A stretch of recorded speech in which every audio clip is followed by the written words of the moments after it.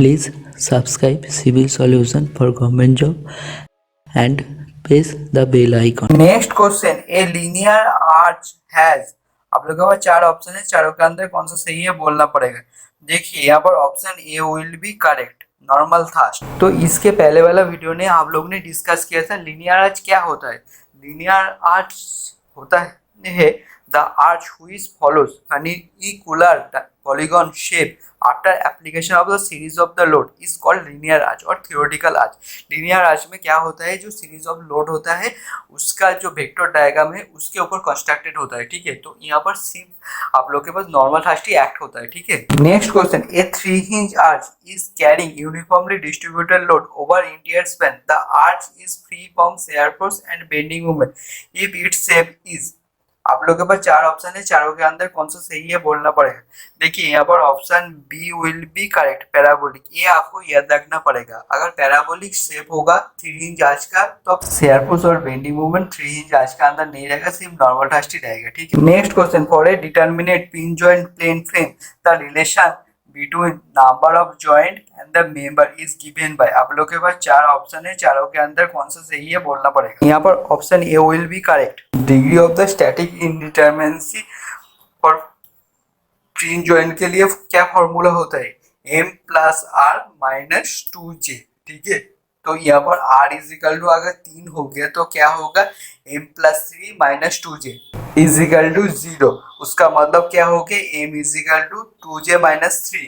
ठीक है, next question, in the pin joint frame shown in figure 10.5 the force in the member BD is, आप लोगों के पास चार ऑप्शन है, चारों के अंदर कौन सा सही है बोलना पड़ेगा। देखिए जो पिन जॉइंट फ्रेम है ना वो सिमेट्रिकल है, उसका मतलब जो 5 किलोन्यूटन लोड एक्ट हो रहा है डी पॉइंट में वो इक्वली डिस्ट्रीब्यूट होगा ए एंड सी पॉइंट में, मतलब V A is equal to V C is equal to 2.5 kilonewton होगा। ठीक है, मतलब दोनों पॉइंट रिएक्शन फोर्स आपको मिलेगा 2.5 किलोन्यूटन। हम लोगों ने अगर जंक्शन ए को पहले कंसीडर करते हैं तो क्या होगा, 2.5 किलोन्यूटन आपका रिएक्शन फोर्स आएगा और क्या फोर्स आएगा, पी ए डी फोर्स आएगा और horizontally P A B force आएगा मेंबर के अंदर। ठीक है,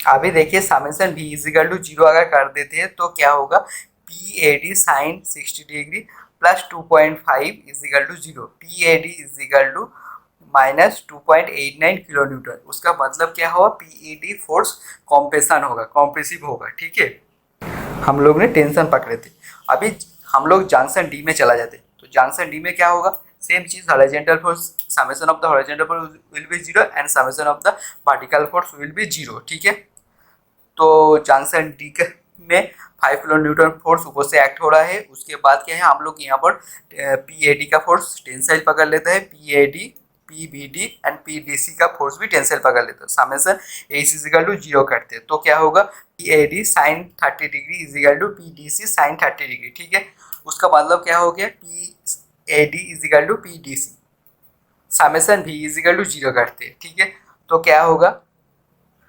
2 into P D C cos 30 degree, 2 काहे किया, काहे कि दो मेंबर है, दो मेंबर भी इक्वल फोर्स है इसलिए 2 ने मल्टीप्लाई कर दिया। ठीक है, plus P B D plus 5 is equal to 0। ठीक है, अभी देखिए पी ए डी और पी डी सी का वैल्यू कितना है, माइनस 2.89 किलो न्यूटन, तो वहाँ पर हम लोग बैठा देते हैं पी डी सी का value 2.89 kilo Newton compressive.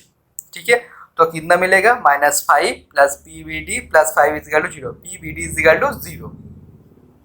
Option D will be correct. Next question, the basic perfect frame is, आप लोगों के पास चार ऑप्शन है, चारों के अंदर कौन सा सही है बोलना पड़ेगा।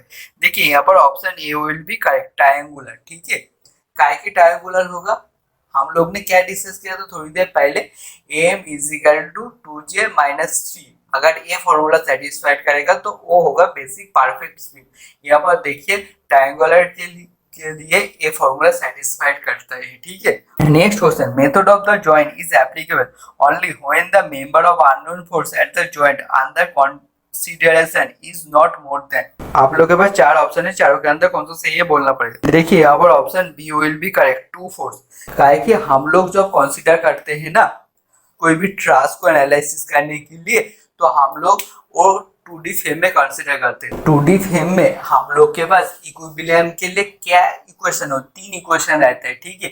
एक होता है आप लोग के पास summation of the h is equal to 0, summation of the v is equal to 0 and summation of the m is equal to 0। देखिए यहाँ पर ट्रांस के लिए एनालिसिस करते हैं तो वहां पर पिन जॉइंट हो जाता है, तो समेशन m का कोई वैल्यू नहीं था, तो दो इक्विलिब्रियम इक्वेशन आप लोग के पास प्रेजेंट है, summation h is equal to 0, summation v is equal to 0। तो इसका मतलब आप लोग दो अननोन फोर्स ही निकाल सकते हैं, ये दो इक्वेशन थे, ठीक है। Next question, force in the member AD of the pin joint frame shown in figure 10.6 is, आप लोग के पास 4 ऑप्शन है, चारों के अंदर कौन सा सही है बोलना पड़ेगा। देखिए, zero force member in a truss are member which do not have any force in them case shown at a two member joint। अगर दोनों मेंबर आप लोग के पास जो दोनों मेंबर है, देखिए पिक्चर में पैरेलल नहीं है और जॉइंट के ऊपर कोई एक्सटर्नल लोड अप्लाई नहीं है, तो अब क्या होगा, दोनों मेंबर के अंदर फोर्स जीरो होगा, दिस इज जीरो, ठीक है, जीरो फोर्स मेंबर होगा।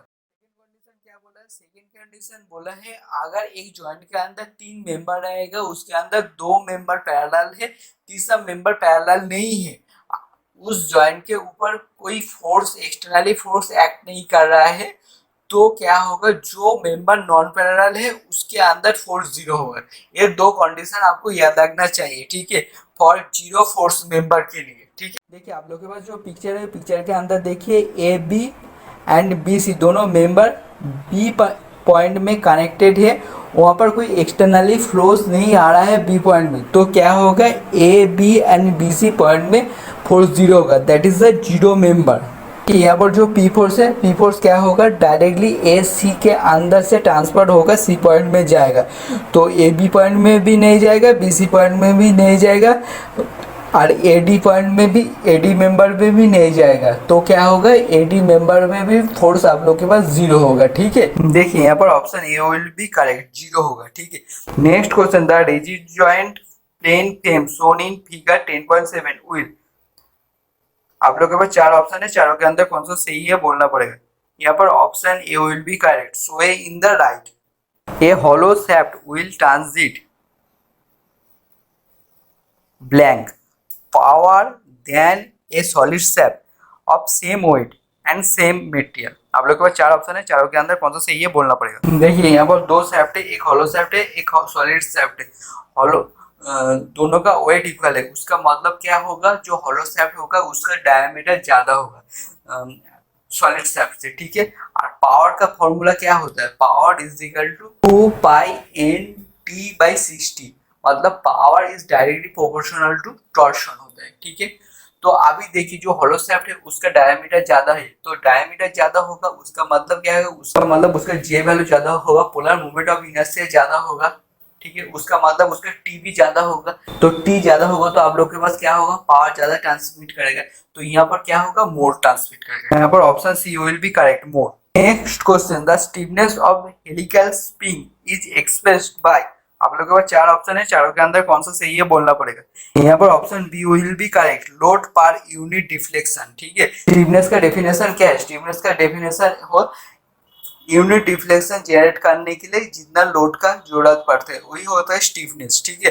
तो load for unit deflection. Ratio of the maximum shear stress developed in a solid shaft of diameter D and a hollow shaft external diameter D and internal diameter small d for the same torque is given by, आप लोग के पास 4 option है, चारों के अंदर कौन सा सही है बोलना पड़ेगा। Option C will be correct. देखिए हम लोग के पास जो फॉर्मूला है ना, T/J is equal to Q/R, shear stress for solid shaft QS, shear stress for hollow shaft QH, QS is equal to T into D/2 by π/32 into D⁴, ठीक है।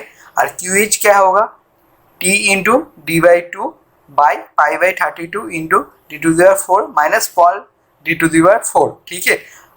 इसका रेशियो मांगा है, उसका मतलब QS by QH is equal to capital D⁴ minus Paul D⁴ by capital D⁴, ठीक है। Next क्वेश्चन, if a shaft of diameter D is subjected to torque T, maximum shear stress is, आप लोग के पास 4 ऑप्शन है, चारों के अंदर कौन सा सही है बोलना पड़ेगा। आपके पास जो फॉर्मूला है T/J is equal to Q/R, T मतलब क्या है, टॉर्शन, J मतलब क्या है, polar moment of inertia, Q मतलब क्या है, शेयर स्ट्रेस, R मतलब क्या है, डिस्टेंस फ्रॉम द सेंटर, ठीक है। तो यहाँ पर R क्या होगा, R is equal to D/2 होगा, J इज इक्वल टू क्या होगा, π/32 इंटू D⁴ होगा, Q इज इक्वल टू क्या होगा, T into D/2 by π/32 into D⁴। तो क्या निकला, 16T by pi into D⁴Q। देखिए यहाँ पर option C will be correct, ठीक है। तो आप लोग next question, in a rectangular shaft subjected to torsion the maximum shear stress occur at, आप लोगों के पास 4 ऑप्शन है, चारों के अंदर कौन सा सही है बोलना पड़ेगा। देखिए यहाँ पर option D will be correct, ये आपको याद रखना पड़ेगा, ठीक है। देखिए आप लोगों के पास जो पिक्चर है उस पिक्चर के अंदर मैक्सिमम शेयर स्ट्रेस कहाँ पर होता है, मैक्सिमम शेयर स्ट्रेस होता है रेक्टेंगुलर shaft का लॉन्गर साइड में, मिड पॉइंट में। कॉर्नर में शेयर स्ट्रेस कितना होता है, कॉर्नर में शेयर स्ट्रेस होता है 0, ठीक है। Next question, a solid circular shaft of 6 metre length is built in the its end and subjected to an externally applied torque 16 kilonewton meter at the distance of the 2 meter from the left end. The reactive torques at the left end and right end are respectively. आप लोगों के पास 4 option है, चारों के अंदर कौन सा सही है बोलना पड़ेगा। कि ए भी एक मेंबर है, उसके ऊपर 60 किलोन्यूटन मीटर एक टॉर्सन एक्ट कर रहा है from 2 metre distance from the A point, ठीक है। अभी देखिए तो हम लोग के पास ए पॉइंट में कितना टॉर्शन आएगा और बी पॉइंट में कितना टॉर्क आएगा और हम लोग को निकलना बोला है, ठीक है। तो हम लोग पकड़ लेते हैं ए पॉइंट के लिए TA आएगा, बी पॉइंट के लिए TB आएगा, ठीक है। तो जो 60 किलोन्यूटन मीटर का टॉर्शन एक्ट कर रहा है वो दोनों पार्ट में डिवाइड होगा, TA TB, उसका मतलब क्या है, TA plus TB is equal to 60, ठीक है। तो आप लोग के पास जो फ्री बॉडी डायग्राम है उसके अंदर देखिए TA एक्ट कर रहा है, ठीक है। इसका डायरेक्शन कैसा होता है, direction of the torsion vector is direction obtain bye right hand thumb rule, ठीक है। राइट हैंड थंब रूल के मतलब से डायरेक्शन होता है, ठीक है। When the direction of the torsion vector by towards the section is taken as positive and out of the section it is taken as negative, ठीक है। यहाँ पर देखिए TA के डायरेक्शन हम लोग राइट थंब रूल से निकला है, द टॉर्सन वेक्टर के डायरेक्शन क्या है, आउट ऑफ द सेक्शन, उसका मतलब क्या है, TA पॉजिटिव होगा। और TB में क्या है, इनवर्ट टू द सेक्शन, उसका मतलब क्या है, TB नेगेटिव होगा, ठीक है। ए और बी पॉइंट क्या है, फिक्स्ड पॉइंट है, उसका मतलब क्या है, ए पॉइंट का रेस्पेक्ट में बी पॉइंट में रिलेटिव डिफॉर्मेशन विल बी 0, ठीक है। उसका मतलब phi AB is equal to 0। हम लोग के पास जो फॉर्मूला है आप लोग को मालूम है, T/J is equal to G into phi by L, उसका मतलब क्या है, phi is equal to E into L by G into J, ठीक है। यहाँ पर क्या है, फाई A इंटू B, ठीक है। तो क्या है, TA पहले वाला सेक्शन के लिए TA इंटू 2 कितना है, 2 metre length by G into J minus TB negative, तो माइनस होगा TB इंटू 4 बाई GJ, ठीक है। यहाँ से TA TB का रिलेशन निकलेगा, TA is equal to 2TB, और हम लोग क्या पकड़े थे, TA plus TB is equal to 60, तो वहाँ से TB का वैल्यू निकल गया 20 किलोन्यूटन मीटर और TA का वैल्यू निकला 40 kilonewton metre. Option B will be correct, ठीक है। Next question, the ratio of the strain energy stored by a hollow shaft of external diameter D and internal diameter small d, the strain energy stored by a solid shaft of diameter capital D is, आप लोगों के पास 4 option है, चारों के अंदर कौन सा सही है बोलना पड़ेगा। देखिए यहाँ पर option A will be correct, ये आपको याद रखना पड़ेगा, ठीक है। Please subscribe Civil Solution for Government Job and press the bell icon.